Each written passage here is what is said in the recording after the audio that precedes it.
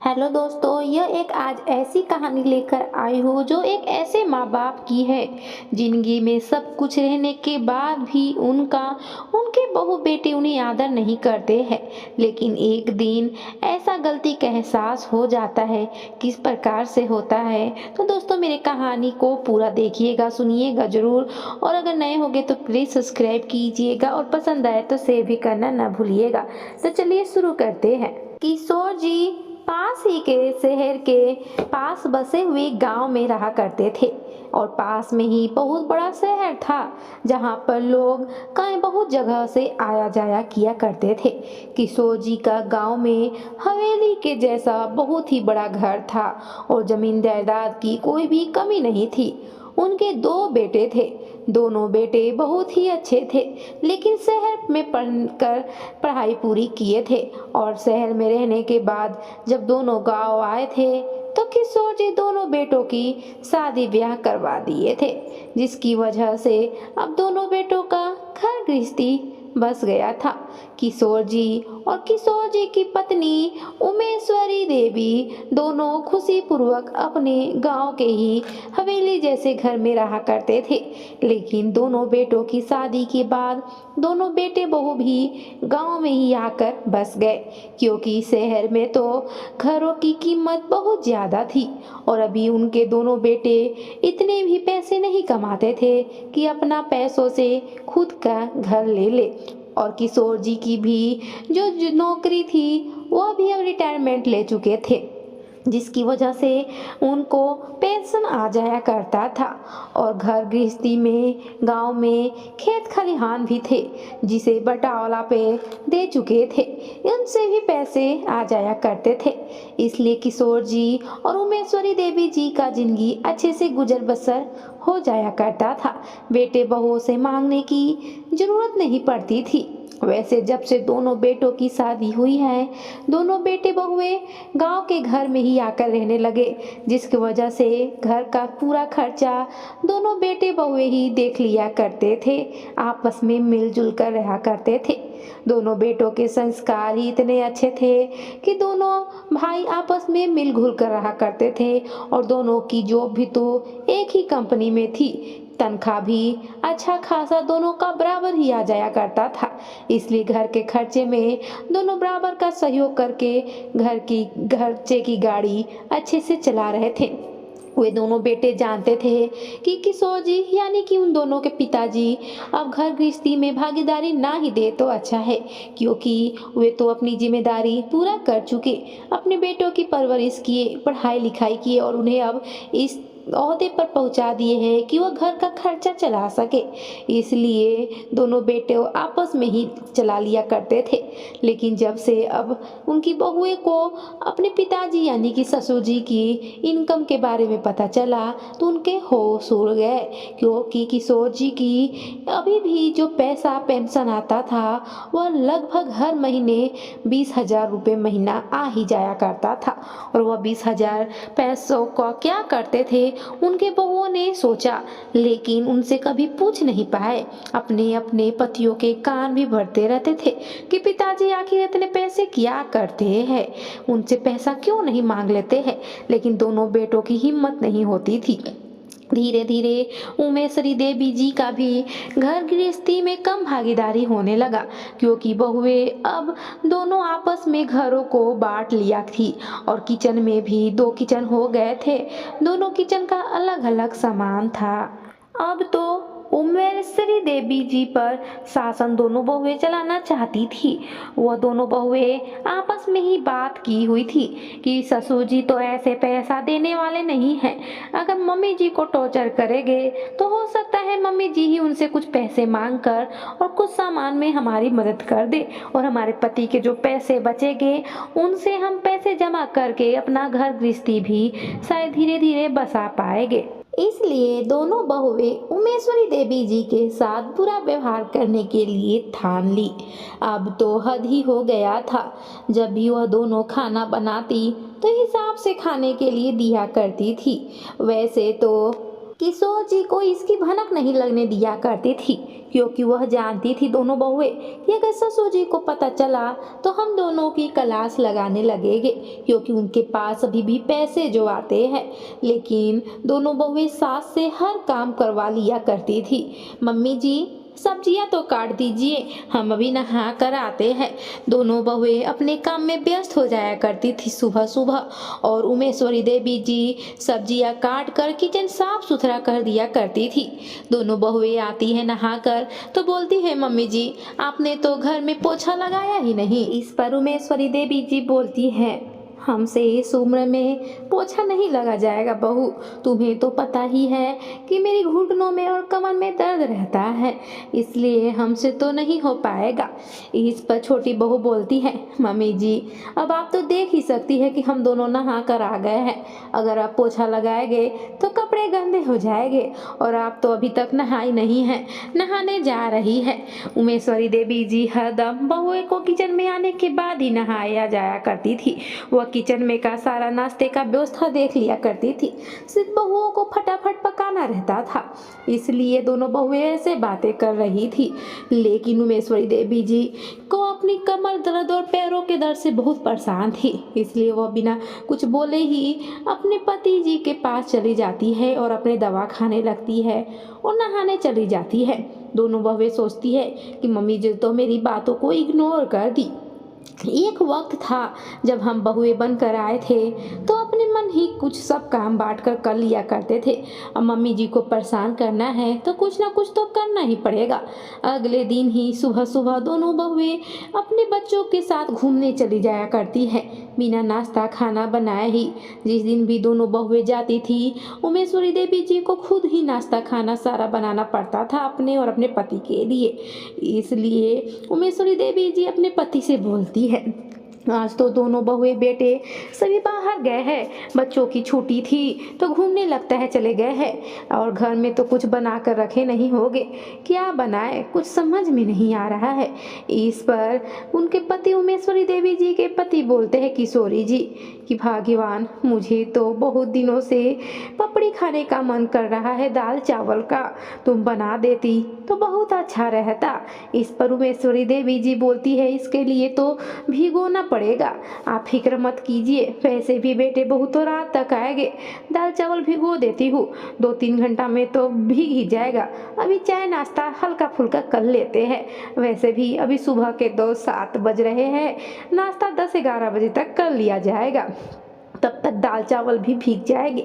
लेकिन जब किचन में जाती है तो उन्हें कहीं पर भी दाल नहीं चने का नजर आता है, वह कैसे बनाती, इसलिए चावल ही भिगो देती है और चाय बनाने लगती है। चाय बनाते बनाते उमेश्वरी देवी को सोच में पड़ जाती है कि चाय तो वैसे करेगी नहीं, इसलिए वहीं पर किचन में एक डब्बे में बिस्किट और मिक्सचर का पैकेट रखा हुआ था, थोड़ा थोड़ा उसमें से 2 प्लेटों में निकाल ले आती है और चाय के साथ हल्का फुल्का नाश्ता दोनों का हो जाता है। किशोरी जी बोलते हैं, अब तो तुम दाल चावल भिगो ही दी होगी, 2 घंटा हो गया, 9-10 बज रहे हैं, अब तो तुम छिलका मेरे लिए बना ही दोगी।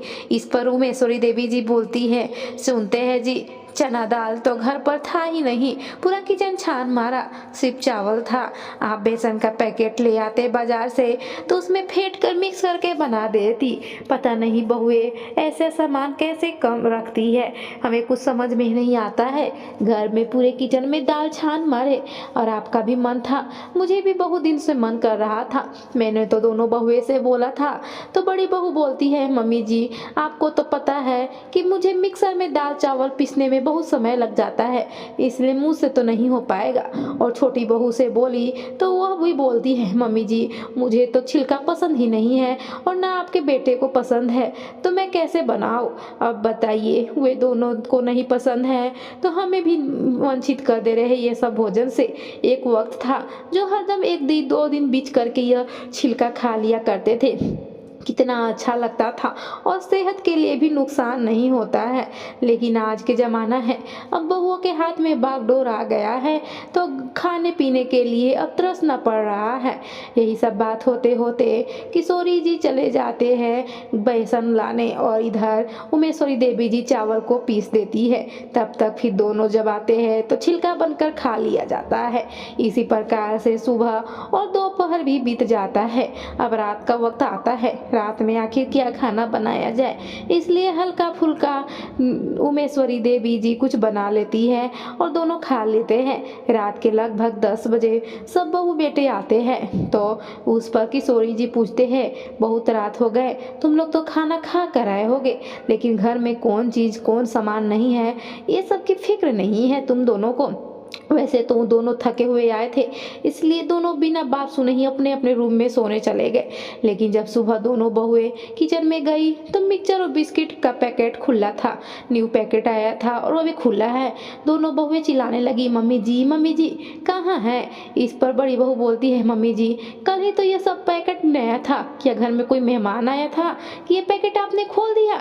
इस पर छोटी बहू बोलती है, हाँ मम्मी जी, ये तो हम भी देखे थे कि दीदी ने कल नया ही मंगवाया था और पिकनिक के ले जाने के लिए सोचे थे, लेकिन नहीं ले जा पाए। आपको तो पता है बच्चों को कितना पसंद है, कोई अगर आ भी गया था तो उनके लिए तो अलग से नाश्ता रखा ही हुआ है, उसमें से ही दे देते।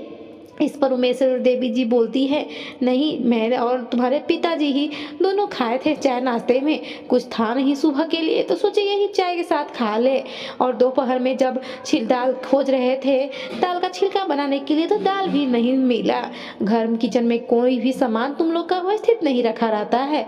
मैं अब तो तुम लोग की किचन जिम्मेदारी है, लेकिन फिर भी सारा सामान कुछ समझ में ही नहीं आ रहा था कि क्या बनाए, इससे थोड़ा मिक्सचर बिस्किट खा लिए।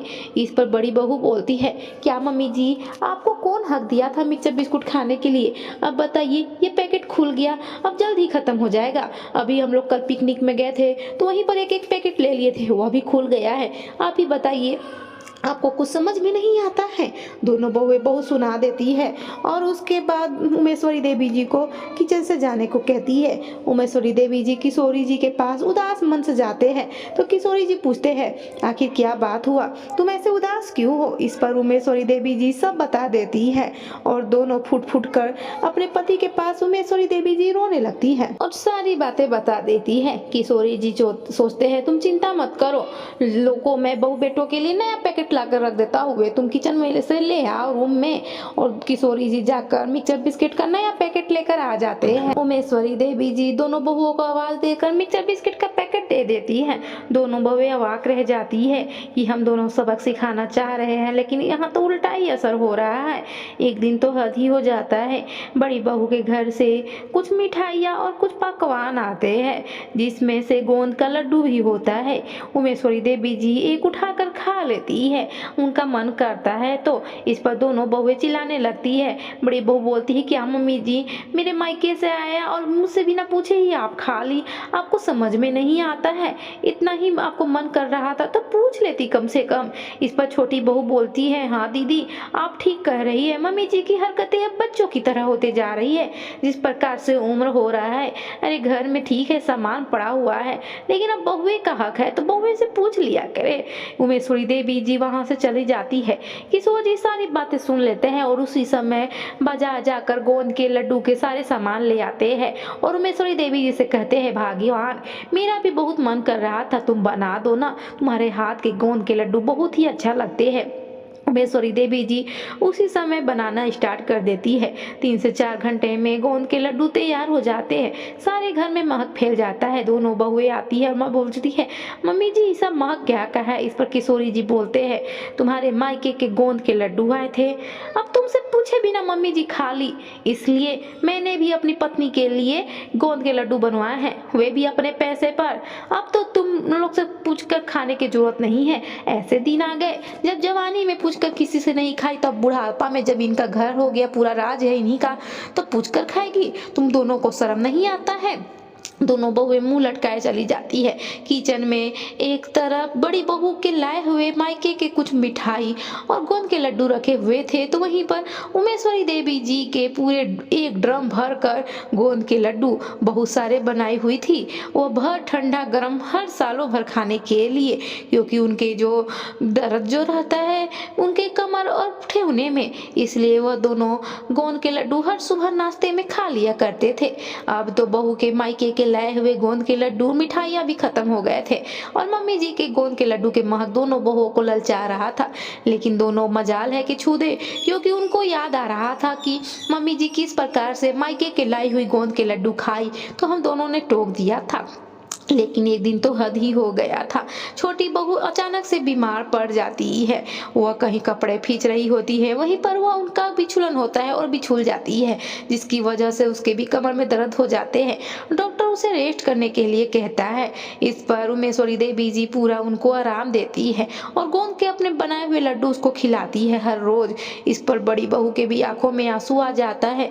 पूछती है, मम्मी जी, हमने दोनों ने तो आपके साथ बहुत गलत व्यवहार किया, फिर भी आप अपनी बेटी की तरह क्यों सेवा कर रही है। इस पर उमेश्वरी देवी जी बोलती है, बेटी, तुम दोनों तो मेरी बेटी ही हो, हमारे कोई भी बेटी नहीं है, दो बेटे हैं। तो हमने सोचा था कि घर में बहुएं आएगी तो उसे अपनी बेटी की तरह बनाकर रखेंगे, लेकिन तुम दोनों तो पता नहीं हमें तो सास बनाने पर ही उतारू हो। कोई बात नहीं है, हमने तो तुम्हें बेटी माना है, तो बेटी को तो माँ सब न्यौछावर कर देती हो और माफ भी कर देती है, इसलिए मैंने तो तुम्हें माफ कर दिया। दोनों बहुओं की आंखों में आंसू आ जाता है। उमेश्वरी देवी जी के गले लगकर फूट फूट कर दोनों रोने लगती है और माफी मांगती है। उमेश्वरी देवी जी भी माफ कर देती है। छोटी बहू की बहु सेवा पाने के बाद वह ठीक हो जाती है और उसके बाद तीनों मिलकर जुलकर रहने लगते हैं। दोनों बहुएं बोलती है, मम्मी जी, पापा जी का जो पेंशन आता है उसके वजह से हम दोनों ये सब किए। हमने भी कभी सोचा नहीं था कि आपके साथ ऐसा करेंगे। असल में हमारे घर शहर में नहीं है, तो हमें लगा कि पिताजी के कुछ पैसे जो आते हैं वो मिलेंगे तो अपने कुछ पैसे बचेंगे, तो इससे हम घर शहर में बना लेंगे। इस पर उमेश्वरी देवी जी बोलती है, हमारा घर शहर के पास ही तो सटे हुए गांव में है, हमारा शहर कितना दूर पर है और घर पर अपना गाड़ी है, अगर हम जब चाहे तब आ जा सकते हैं, तो शहर में घर बनाने की क्या जरूरत है। गांव का घर इतना बड़ा हवेली जैसा है, सब तो तुम दोनों का ही है। दोनों बहुए बेटों को सब समझ में आ जाता है कि अपना घर छोड़कर शहर में रहने से क्या फायदा, और सब मिलजुल कर रहने लगते हैं। अब स्थिति बहुत अच्छी हो जाती है। तो दोस्तों, यह छोटी सी कहानी अगर सचमुच दिल को भा गया हो तो ज़्यादा से ज़्यादा शेयर कीजिएगा। धन्यवाद।